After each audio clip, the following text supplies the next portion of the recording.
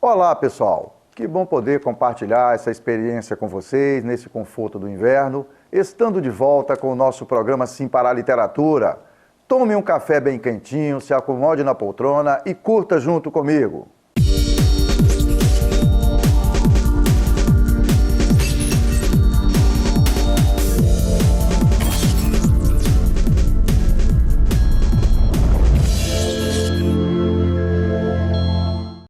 No nosso programa Sim para a Literatura, entre outras informações, temos as colunas Dica de Leitura e Dica de Livro.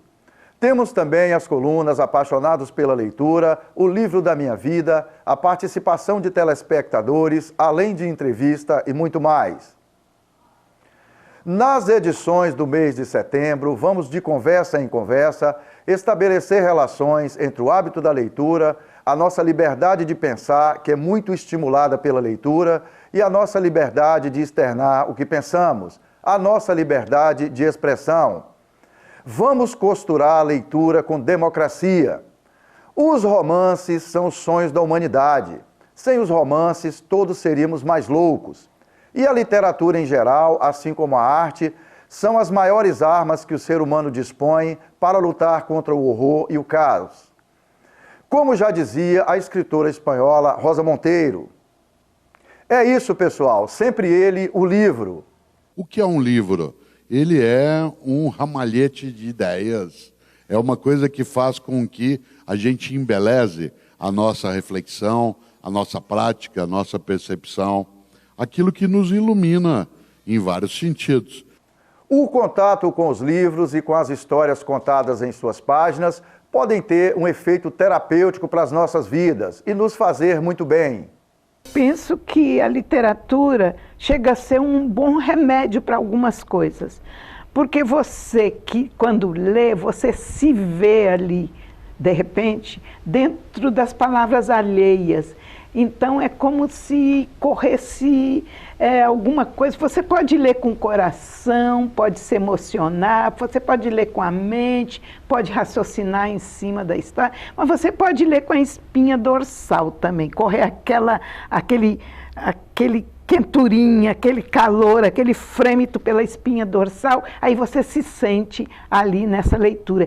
E isso, com certeza, contribui para que você aprenda a viver melhor. Eu acho que a literatura é um remédio, sem dúvida que é. Para a família, você tem que... você aprende com a literatura também.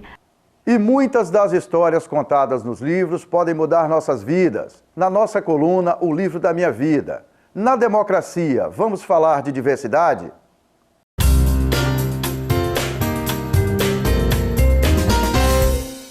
Eu tenho uma mesa de cabeceira que às vezes eu falo, tá um engarrafamento muito grande, assim, que eu tenho que sinalizar, às vezes botar um para lá, um para cá. Mas tem um que não sai nunca da minha mesa. Então eu acho que esse livro que é um livro obrigatório, que é o livro do Andrew Solomon, que é um escritor americano que fez um livro que é uma bíblia, assim, de 1000 páginas. Não é um livro muito bom para levar em viagem, para ler no avião, que dá tendinite e tal. Mas é muito bom para ter na cabeceira e eu acho que é obrigatório para uma humanidade que pensa em inclusão e que pensa que a gente pode conviver com diferenças. O livro chama-se Longe da Árvore e é do Andrew Solomon. E Longe da Árvore por quê? Porque tem um ditado americano que diz que o fruto sempre cai perto da árvore, né? A maçã cai sempre perto da árvore. E as pessoas que caíram longe da árvore, né? É a coisa assim, o filho de peixe que não é peixinho, né? Ou quem sai aos seus não degenera, aquele que não sai aos seus, né? Então, o livro é sobre essas pessoas que caíram, de certa maneira, longe da árvore e como essas pessoas vão encontrar suas sociedades horizontais, né, dentro do mundo, como é que elas vão se desenvolver como pessoas. Então, é um livro importante. Acho que a humanidade, para mim, ficou mais rica e mais compreensível depois de ler o Andrew Solomon. E para a entrevista dessa edição, eu tenho o prazer de receber o Ine Pereira. Essa bela moça tem uma trajetória respeitável de hábito da leitura, de estudo, de muito trabalho e de uma formação admirável no ambiente acadêmico. O Ine é formada em Arquitetura e Urbanismo na Universidade Federal do Espírito Santo, a UFES. Fez mestrado na área, também na Universidade Federal do Espírito Santo, e atualmente está terminando o 3º ano do doutorado em urbanismo na Universidade Federal do Rio de Janeiro. Agora ela está indo para Londres, na Inglaterra, estudar por 6 meses, como sequência do seu curso de doutorado. Para o INE, leitura é fundamental. A leitura, ela cria uma facilidade muito grande da gente absorver e, do ponto de vista prático, né, absorver informação e interpretar texto. E muitas pessoas, às vezes não entendem o quão importante interpretar o texto, interpretar a informação que lhe é dada, é importante na pesquisa, porque acontece muito da pessoa não ter o hábito da leitura e ingressar na pesquisa científica, tem uma dificuldade muito grande de absorver informação. Aí você já está falando no nível de doutorado. No nível doutorado, ou mesmo no mestrado, ou mesmo na graduação, você ter o hábito da leitura vai te ajudar a você absorver as informações e conseguir ter um desenvolvimento de raciocínio mais rápido. É com as palavras de Winnie Pereira que finalizamos a primeira parte desta edição do nosso programa Sim para a Literatura. Daqui a pouco a gente volta.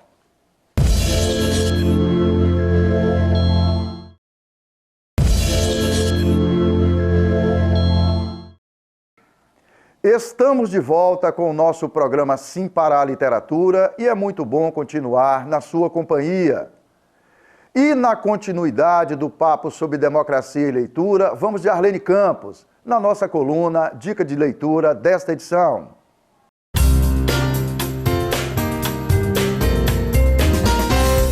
Vamos começar definindo assim, democracia de uma forma bem fácilzinha de entender.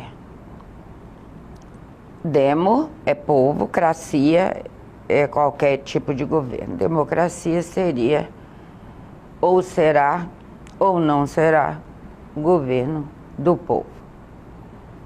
Como o povo pode opinar se ele não sabe? E por que ele não sabe? Porque ele lê pouco. Eu nem estou falando em passar anos e anos na escola, não. Estou falando daquela leitura de jornais, revistas, aquela leitura diária de livros que há em qualquer biblioteca. Aqui em Linhares, as bibliotecas escolares, todas têm livros. A biblioteca pública tem livro. Se o povo deseja opinar direitinho, o povo tem que compreender. E como compreender sem ler? A leitura é indispensável. A leitura é um dos primeiros passos para a democracia. Por isso que leitura e democracia são expressões, palavras casadas. Leia, leia, leia. Desde pequeno, para você ir adquirindo o hábito. E se já estiver adulto e não gostar de leitura, esforce. Se você quer um país democrático, comece por você como um bom leitor. Nos emocionando com as histórias de vida das pessoas vítimas da opressão, conheçam junto comigo a história de Malala, na nossa dica de livro desta edição com a escritora e professora Vilma Freitas. Vamos que vamos!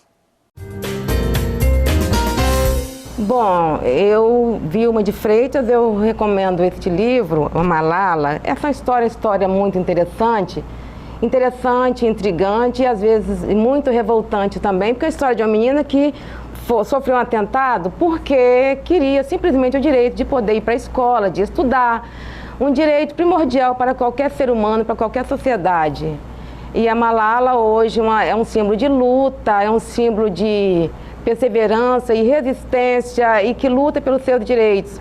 Hoje a Malala dá palestras, ganhou o Prêmio Nobel da Paz, né? Faz discurso na ONU. E essa menina, a história dela é uma história que vale a pena toda mulher conhecer e tirar como exemplo, porque é um exemplo de luta, é um exemplo de que não aceita a opressão, a sociedade onde a Malala vivia, onde ela vive, o país dela é um país opressor, onde a mulher sofre, assim como em todas as outras sociedades também. Não é só lá onde ela viveu, onde ela passou a infância dela, que havia esse problema. Em várias partes do mundo, também a mulher é oprimida e sofre com a opressão masculina e a truculência de uma sociedade patriarcal.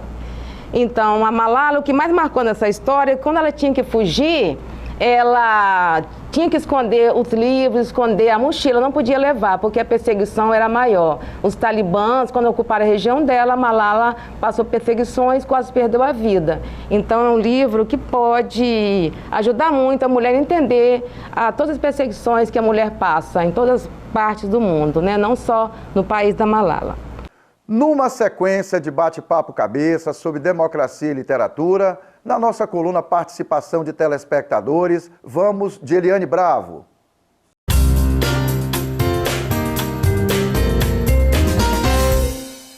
Olá, meu nome é Eliane Bravo, eu sou professora e neste mês eu li o livro Persépolis, de Marjane Satrapi, que retrata bem o que é viver em um país sem democracia, sem ter direitos. E com essa leitura podemos ampliar o nosso horizonte e ver o quão importante é a leitura para as nossas vidas, pois com ela podemos nos livrar das amarras que nos prendem e buscar viver a verdadeira democracia, que é o poder que emana do povo, e assim poder participar ativamente da nossa sociedade, tomando posse do que nos pertence. E a leitura faz com que nós nos libertemos, que possamos buscar os nossos direitos cada vez mais, porque quanto mais lemos, mais informados e cientes nós ficamos. Portanto, leiam um bom livro para se libertar. Pessoal, e no próximo bloco, a nossa entrevistada desta edição é com Ine Pereira. Não saia daí, eu aguardo vocês.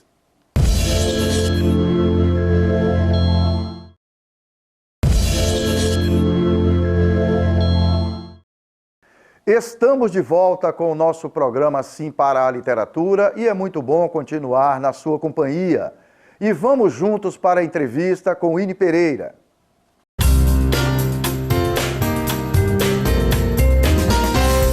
Ô Ine, assim, até para a gente dar uma noção para o telespectador do programa Sim para a Literatura, você tem uma trajetória acadêmica né, já bastante saudável, né? Você alçou um voo aos 28 anos de idade. Você está muito à frente da sua geração, você está concluindo o doutorado, depois de ter ficado praticamente 6 anos fazendo a graduação em arquitetura, já ter feito o mestrado, já ter sido professora na Universidade Federal do Rio de Janeiro. Como é que a leitura influenciou na sua vida? A leitura, ela cria uma facilidade muito grande da gente absorver e, do ponto de vista prático, né, absorver informação e interpretar texto. E muitas pessoas, às vezes não entendem o quão importante interpretar o texto, interpretar a informação que lhe é dada. É importante na pesquisa, porque acontece muito da pessoa não ter o hábito da leitura e ingressar na pesquisa científica, tem uma dificuldade muito grande de absorver informação. Aí você já está falando no nível de doutorado. No nível doutorado, ou mesmo no mestrado, ou mesmo na graduação, você ter o hábito da leitura vai te ajudar a você absorver as informações e conseguir ter um desenvolvimento de raciocínio mais rápido. E eu vejo que para as pessoas que não têm o hábito de leitura, você ingressar num meio acadêmico em que você precisa de ler tanto, é uma coisa impressionante, importantíssima, em todas as áreas de academia, mesmo as áreas de engenharia e medicina, você precisa ler muito, até de fazer isso de forma mais rápida, né? E na academia você aprende outras formas de leitura, outras formas de ler, como a leitura diagonal, que não é a mesma leitura da literatura. Tem uma dinâmica diferente. Tem uma dinâmica diferente, mas quando você está habituado ao ter contato com os livros, como eu estou desde pequena, desde criança, isso facilita muito do ponto de vista prático. Obviamente que a minha profissão prática não envolve muito hábito de leitura, nem de escrita, que é arquitetura. Tenho vários colegas que falam que toda vez que eles começam a escrever a mão dói, né? A gente desabitua a isso, mas para quem vai fazer pesquisa científica realmente é importante. Mas ao longo do meu processo, eu acho que a minha capacidade cognitiva de absorção de ideias, de racionalização, ficou muito mais rápida com esse hábito de você ler, né? De criar outras experiências por meio da literatura. Você vem de uma família, cresceu numa família, faz parte de uma família que acredita muito na educação como uma forma de transformação da vida das pessoas. Sim. Como é que isso influenciou nessa trajetória sua? A educação... Estudar na sua família sempre foi um norte, né? Um hábito, sempre foi uma obrigação, assim, sobre determinado aspecto. No melhor sentido da expressão. No melhor sentido da expressão. Você ter a questão do hábito da educação, para mim, é uma grande forma de você diminuir as desigualdades e de você libertar as pessoas, né, para criarem suas próprias opiniões, seus próprios nortes das suas vidas. E isso foi muito importante para a gente, principalmente porque, apesar de sermos uma família de intelectuais, nós somos uma família de interior e uma família simples, né? Família normal. Uma família comum, e é muito comum você ouvir das pessoas, né, no nosso sistema que a gente vive, que é muito difícil você avançar, você conquistar as coisas, que você tem que ficar no seu lugar. E quando você alça a educação, você começa a perceber que você não tem um lugar, que o lugar é você que escolhe, que você merece respeito como cidadão, que não é porque você é abastado que você merece respeito, que você é um ser humano e você tem seus direitos. Então a educação mostra para você os seus direitos, direito de expressão, o direito de andar, o direito de ir e vir, e que nada pode tirar isso de você. Tem até o trecho do livro do Conde de Monte Cristo que diz isso. A educação e o conhecimento é a única coisa que não pode ser tirada de você, porque até a sua liberdade pode ser tirada, sua liberdade de ir e vir. Mas o que você conquista dentro da sua cabeça nunca pode ser arrancado. Então, isso ajuda a educação, a ter autoestima, eu acho que é o mais importante.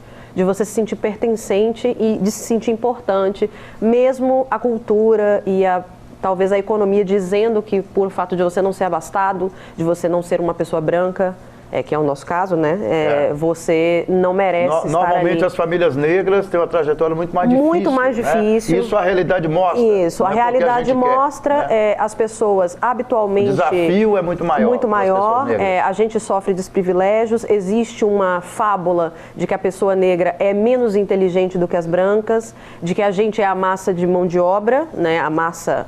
De mão de obra bruta, do trabalho físico. Então existe ainda esse pensamento um pouco eugênico, né, na cabeça das pessoas, de que existe um traço genético que faz com que pessoas de cor sejam menos capazes psicologicamente,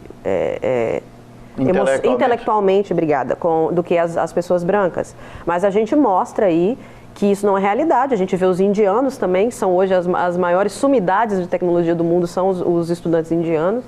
E essa coisa da educação mostra pra gente que isso é uma grandíssima de uma balela, uma mentira, né? Isso cresce muito na autoestima. Quando a gente é o tempo inteiro dito, não, você não está no seu lugar, você não merece estar aqui, mas aí você fala, não, eu mereço, porque eu estudei, eu conquistei.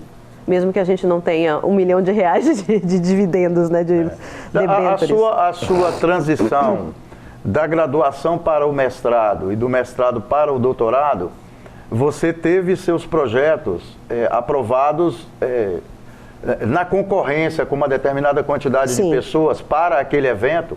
Você teve seus projetos aprovados em colocações bastante prestigiadas. Sim. Fala um pouquinho do seu projeto, quando você fez para concorrer ao mestrado e depois para o doutorado, para a gente entrar no seu projeto que está te levando para o exterior. Sim.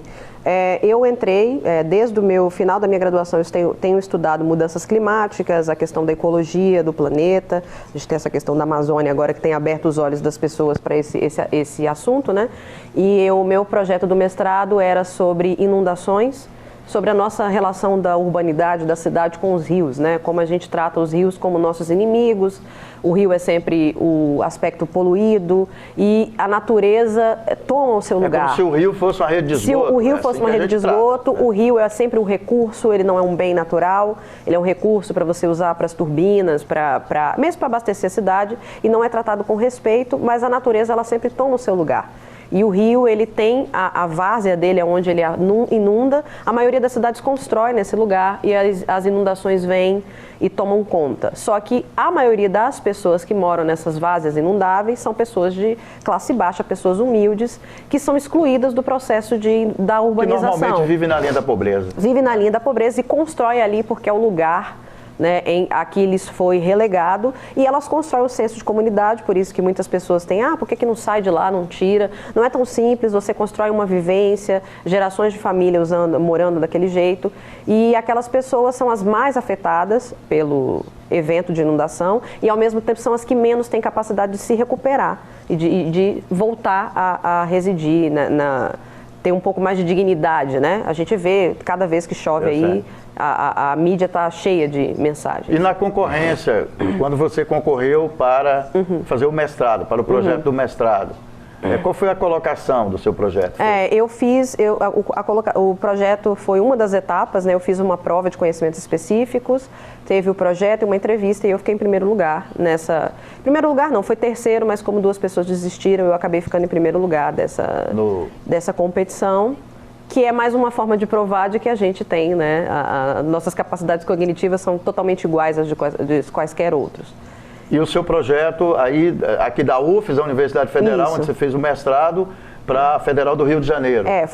O assunto no mesmo tipo de descrição, mas o recorte, né, a especificidade é um pouco mais ampla, e agora eu estou estudando um evento chamado Antropoceno, que seria essa era dos humanos, de como os impactos das ações humanas, não ações humanas totais, não estou falando da pessoa pobre que mora na beira do rio, mas de grandes congregações, da indústria, da poluição, do consumo, tem impactado no meio ambiente, gerado as mudanças climáticas e acabando gerando mais inundações A gente tem visto processos de furacões acontecendo fora de época no mundo todo, e o meu recorte físico-espacial, a cidade que eu estou estudando é a cidade do Rio de Janeiro, que assim como várias cidades do Espírito Santo, Vila Velha é um exemplo, foi construída no meio de charcos, né, manguezais. Eles aterraram, drenaram uma quantidade enorme de mangues e construíram a cidade num ambiente extremamente suscetível a eventos climáticos, né? E a gente vê no Rio, entre uma miríade de outros problemas, né, o Rio de Janeiro tem ainda por cima essa característica territorial de não ser construída num lugar hábil para construir uma cidade de grande porte. Aí no final do ano passado você fez um projeto para concorrer a uma vaga para estudar no exterior. Eu queria que você falasse de forma breve, né? Como é que se chegou a isso? Para que nosso telespectador, até para que estudantes brasileiros, né, pessoas que se interessam pela educação, conheçam uma trajetória de uma jovem que está alçando um voo que de certa forma foi o que ela ambicionou em termos de conhecimento, de desenvolvimento intelectual e também de formação profissional. Porque quer queira, quer não, vai te conduzir para outros horizontes, né? Sim. Além da arquitetura que você já faz. Como está a expectativa de ficar 6 meses em Londres?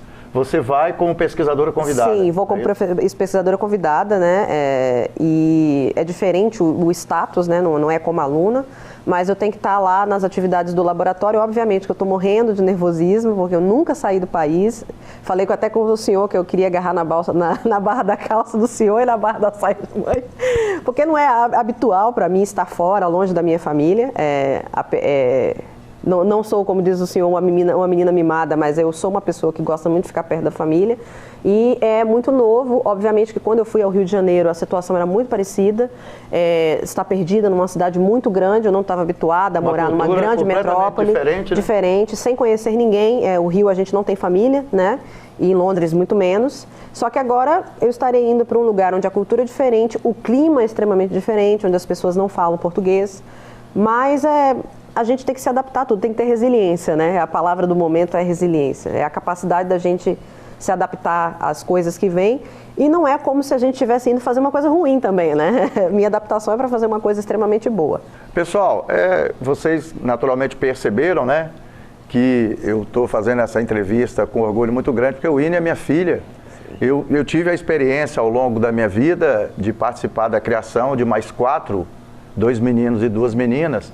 Eu tenho orgulho de todos eles, mas a trajetória da Winnie me honra muito. Na verdade, eu sou muito honrado de ser o pai dessa moça e de ter participado da vida dela durante esses 28 anos. Pessoal, então, o Winnie está indo morar em Londres e nós criamos recentemente, vocês têm acompanhado aí as edições do programa Se Para Literatura, a coluna Literatura em Gotas.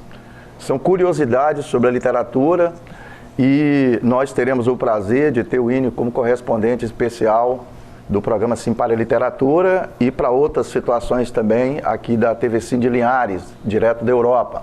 Nas próximas edições nós vamos disponibilizar para vocês a coluna Literatura em Gotas, que a UNE já deixa gravada, e eu acredito que a partir do final de setembro ela já começa a nos enviar informações direto de Londres, da França e da Europa como um todo, que é um continente que realmente pratica muito a literatura. Eu quero agradecer você, primeiro, por Deus ter colocado você em minha vida, né? Obrigada. É sempre uma honra, eu torno isso público em qualquer lugar que eu vou. É uma honra poder ter participado da sua vida e, com certeza, nos próximos 50 anos, poder participar. 50 anos. Obrigado, filha. Obrigada, pai. É uma honra também ser sua filha. É contando com vocês para compartilhar comigo as emoções dessa despedida temporada da minha filha Winnie, que está indo estudar em Londres, que finalizamos esta edição do nosso programa Sim para a Literatura. Caros telespectadores, foi um prazer e um sinal de prestígio contar com a sua audiência nesta edição do nosso programa Sim para a Literatura. Vocês representam um luxo para todos nós.